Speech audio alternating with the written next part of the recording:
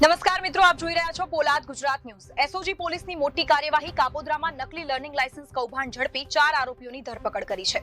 શહેર એસઓજી દ્વારા કાપોદ્રા વિસ્તારમાં નકલી લર્નિંગ ડ્રાઇવિંગ લાયસન્સ બનાવતી રેકેટનો પર્દાફાશ કરવામાં આવ્યો છે। પોલીસે આ મામલે કુલ 4 આરોપીઓની ધરપકડ કરી છે।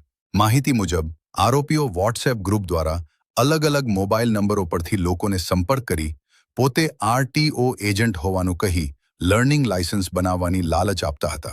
તેઓ વ્યક્તિ પાસેથી ₹7,000 થી ₹10,000 સુધીની રકમ લઈ જરૂરી ડોક્યુમેન્ટ મેળવી લેતા હતા। ત્યારબાદ આરોપીઓ ઓનલાઈન અરજી કરી WPS એપ્લિકેશન દ્વારા એડિટિંગ કરીને નકલી લર્નિંગ લાયસન્સ બનાવી અરજદારોને મોકલી આપતા હતા। આ રીતે છેલ્લા 6 મહિનામાં અંદાજે 30 જેટલા નકલી લાયસન્સ બનાવ્યા હોવાનું સામે આવ્યું છે। આ સમગ્ર રેકેટમાં અંદાજે 50 જેટલા લોકો પાસેથી રૂપિયા પડાવ્યા હોવાની શક્યતા છે। કાપોદ્રા પોલીસ સ્ટેશનમાં આરોપીઓ વિરુદ્ધ ગુનો દાખલ કરી વધુ તપાસ હાથ ધરવામાં આવી છે।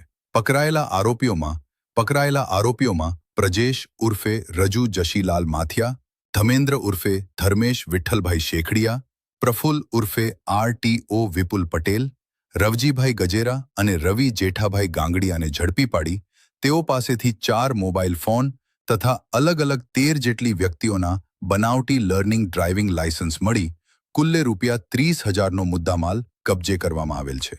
આરોપીઓ સામે અગાઉ પણ વિવિધ ગુનાઓ નોંધાયેલા હોવાનું પોલીસ તપાસમાં બહાર આવ્યું છે। પોલાદ ગુજરાત ન્યૂઝ। કાપોદ્રા એરિયામાં જે મિત્રો છે એ લોકોએ બોગસ લર્નિંગ લાયસન્સ બનાવવાનું એક જે ષડયંત્ર છે આ લોકો કરતા હતા। તો એસઓજીના ધ્યાને આવતા આ લોકોને પકડી પાડવામાં આવ્યા છે। એમની પાસેથી 13 આવા લર્નિંગ જે બોગસ લાયસન્સ બનાવ્યા એ પણ જપ્ત કરે છે અને BNS 316(5) કે જેની સજા આજીવન કેદ સુધીની છે એના મુજબ ગુનો દાખલ કરવામાં આવ્યો છે।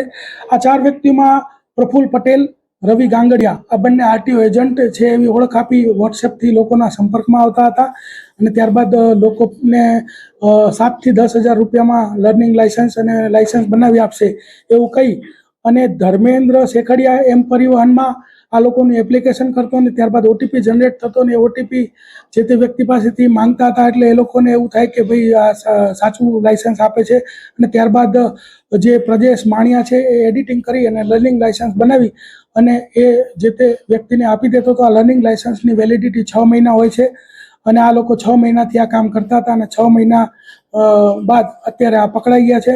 અત્યાર સુધી લગભગ 50 થી વધારે લોકો આના ભોગ બન્યા છે અને 7,000 થી 10,000 રૂપિયામાં કામ કરતા હતા અને આ લોકો વિરુદ્ધમાં જે છે એ એસઓજીએ ધોરણસર કાર્યવાહી કરેલ છે।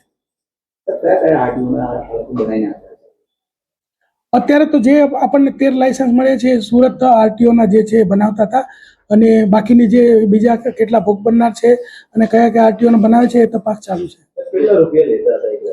એક લાયસન્સના એ લોકો નેગોશિએશન કરીને મિનિમમ 7,000 અને વધુમાં વધુ 10,000 રૂપિયા લેતા હતા। 6 મહિનાથી આ લોકો આ કામ કરતા હતા અને 6 મહિના બાદ અત્યારે પકડાઈ ગયા। સામાન્ય ભણેલા આ લોકો છે પરંતુ આ લોકો ગેરમાર્ગે દોરવે અને એમને એમ કે આવું ક્યારેય પકડાશું નહીં તો આ લોકો આવું કરતા હતા।